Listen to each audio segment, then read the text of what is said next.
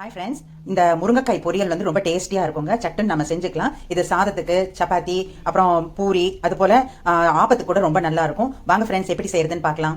வானிலையில் எண்ணெய் வச்சு கடுகு பொரியட்டும். கடுகு பொரிஞ்சதுமே கட் பண்ண வெங்காயம், கருவேப்பிலை சேர்த்து வதக்குங்க. கொஞ்சம் உப்பு தூவி கலந்து விட்டு மூடி வைக்கலாம். ஒரு 2 நிமிஷத்துல இது வதங்கிடும். மூடி வைக்கும்போது அனலை கம்மி பண்ணிக்கோங்க. இப்போ வெங்காயம் வதங்கியதுமே கட் பண்ண தக்காளி இதையும் சேர்த்து மூடி வச்சு வதக்கி எடுக்கலாம். தோல் பிரிகிற வரைக்கும் நல்லா வதங்கட்டும்.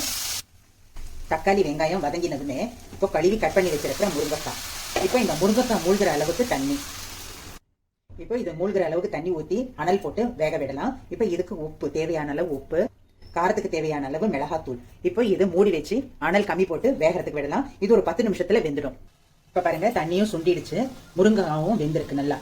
இப்போ வந்து நம்ம தேங்காய் விழுது வந்து அரைச்சி வச்சுக்கணும். வெறும் தேங்காய், பச்சை தேங்காய். இப்போ இதை வந்து நம்ம இதில் சேர்த்துக்கணும். நம்ம வந்து கன்சிஸ்டன்சி எவ்வளோ வேணுமோ அந்த அளவுக்கு நம்ம தேங்காய் போட்டுக்கலாம். இல்லை எனக்கு அரைச்ச தேங்காய் வேண்டாம் அப்படின்னா இறக்கும் போது நம்ம தேங்காய், துருவின தேங்காய் கூட போட்டுக்கலாம். அது மாதிரி செஞ்சுக்கலாம். இப்போ இதில் மிக்ஸி தண்ணியும் சேர்த்துக்கிறேன். இப்போ இது ஒரு 2 நிமிஷம் கொதிச்சா போதும். இது மாதிரி கொதிக்க விட்டு இறக்கிக்கோங்க.